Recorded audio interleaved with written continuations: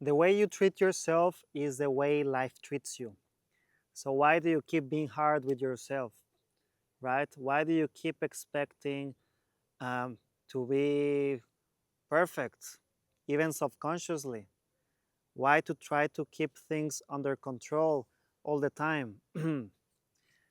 Don't you see that you are a part of this beautiful universe, of this planet?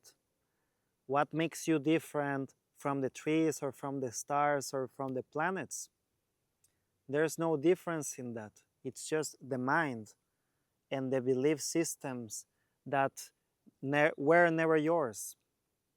You were growing up in your family already absorbed these kind of beliefs, and then you went into school and they put you another set of beliefs. Then you go to high school to work, and basically this belief starts to shape you in a box, and then all of a sudden you don't know who you are confused with your path, and every day feels like a day of when is this gonna change, when am I gonna live the life that I always wanted. And this is interesting because either we are uh, not doing what we feel like we need to do, or we are like exploiting ourselves, like forcing ourselves to get that thing which we believe that it's gonna make us happy at some point. We're always living chasing happiness. We're always living believing that there's something outside of ourselves that we cannot get. And this is how we lose our power. This is how we forget who we are. Because knowing who we are, it's not something that is conditioned to an identity. Yes, some behaviors, some attitudes, some actions that you do, uh, you might resonate with some things. You might like this, you might like that, or dislike this. This is a personality that you have. This gives you an identity, but the identity is not what you truly are. You see, you are not this body. You are not your belongings. You are not your name. You are not your work, your job, your certifications, your titles. It's nothing from that. You are something deeper, more subtle that you cannot see, that nothing in life can see or know what it is, but it exists. Uh, to know objectively or rationally, that's what I mean. We know that there is something, but we cannot explain what it is. Some people might call it God, the source, the universe, the divine. So that's where we come from. That's who we are. Okay. So um, why do I say this? Because if you still act from chasing something outside of you, you are confirming that you are not. You are confirming that you don't deserve happiness, that you don't deserve peace in this moment.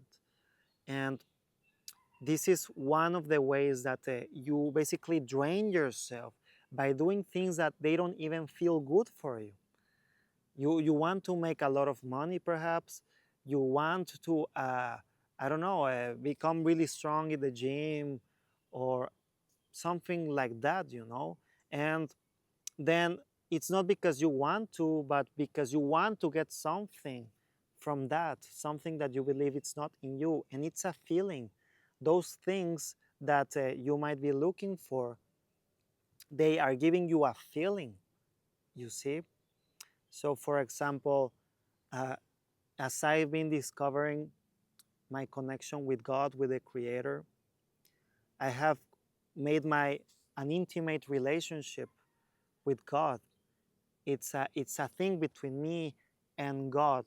So as I follow my heart, uh, life is supporting me to keep following my heart. Life is supporting me to be happy during the process. You see, not every day it's like happy every time. You are being tested to choose your truth over and over and over again. This is how we can move on. You see, all these avatars, enlightened masters, Krishna, Buddha, Jesus, they were enlightened, but they still had a, let's say, a dharma. They still had some kind of karma. They were incarnated. They were here with a purpose. They came here to deal with the injustices of life because they had a duty with the creator to come here. If they were already full, if they were like already done with this world, why would they even be here? Like, why would it even be important to them to help other people, to support other people, to remember their truth? You see, so it's not an outcome or a result place to be. It's just what it is right now, what it's happening right now, and you can still be fully happy with whatever thing that you have to do. You might be okay, you might want to go and build a business. That's fine. You might be going to make a to go to the gym to get a better form in your body. That's okay. But if you are constantly thinking about the outcome, that's gonna drain your energy, and this is gonna affect you in many things because you are like wanting to prove yourself that you are good enough. You want to prove yourself that you are worthy of being happy. And basically, it comes because you don't feel like that. You start to be proud. Oh, yes, I got this and I got that, and it's me, me, me, like arrogant. This leads you to tell people what to do, how to be, because that sense of pride and arrogance of when you get those things that you want, because we identify with that. We identify with those things, with those achievements. And this disconnects us even more from our own source and actually blinds us into a life, a mundane life, a life which is not even a life at all, a life that takes us away from our own divinity. And haven't you felt that you justify yourself or you try to prove people things and they don't get you, or at least they don't resonate with you, because that's the kind of energy we bring. It's not because them or because they are bad or not, but because we are not even acting from who we truly are. How can people connect with us if we are using a mask? They cannot connect with us. They cannot see us for who we are because we are not even acting from who we are. Who we are, it's a source, a spirit of unconditional love, which, as we act from unconditional love, we develop a sense of humility. Then we can connect with people based on the place where they're at. We are not judging or cutting off people because they are not out at our level. And you see, this is a interesting way of basically not being loved by life, because we are not even loving life from the beginning. We are not accepting people for who they are at the beginning. We are not having that kind of compassion because we are not even having it for ourselves. We are forcing ourselves to be this, to get that, to be like that, and all these kind of constructions and obstructions that just are in the way of who we truly are. Okay, so um, yeah, use a mirror of life, the mirror of life. When you are attached to one thing, instead of like going with and just taking that for granted, like you need this and you need to do that, better know what is this telling you about yourself. That relationship, that thing which you're chasing for, what is this telling you about yourself? Why do you want that? What are you gonna feel about it? How is that gonna change your life, and how are you gonna feel about being in that position in life? Then then you can see how you can actually start to create those feelings right now without having to wait until I don't know which year or which day you get that thing which you are chasing. But those feelings, they can be created right now. And most of the times, it's because we are not allowing ourselves to rest or to be in peace. And and then we are confused, and in whatever thing we are doing we are drained and anxious and doubting ourselves all the time, because we are not even peaceful doing what we want. Peace is the number one thing that you need to do whatever in life, because peace brings you the clarity, peace brings you the confidence, brings you the trust in yourself to even enjoy the things that you want to do, to have more motivation, more certainty, you know that that's the thing that you want to do. And there's nothing so beautiful than to do things without doubting yourself, that you trust yourself, that doesn't matter what happens, you are in alignment of following your heart, you see. Also, use the mirror to give, use the mirror to give. If someone or something is not giving something to you, then why don't you become that instead? Why don't you start to give that thing which you are expecting from life?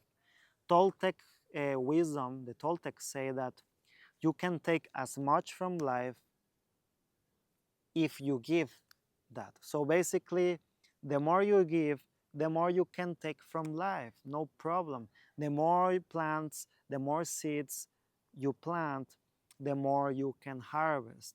You see, so instead of expecting to people to love you, to give you, or to whatever the feeling you want from chasing your projects and your objectives, why don't you become that and do it in small steps? If you want $1 million, you don't need to give $1 million. You can start giving $10, for example, in the case of money. If you want to be respected, why don't you start respecting yourself? Why don't you start respecting other people for who they are? Respect means to see again.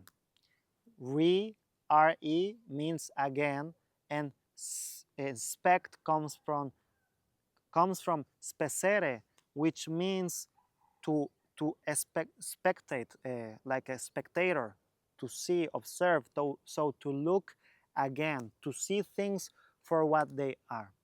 If I am looking at the sky and then all of a sudden I see an eagle here in the corner, I know that there's an eagle, but just at the time when I look directly at the eagle, then I am respecting the eagle, and now I am receiving the information of what the eagle looks like or is doing, you see. So then I am knowing what it's doing, the eagle. So that means respect.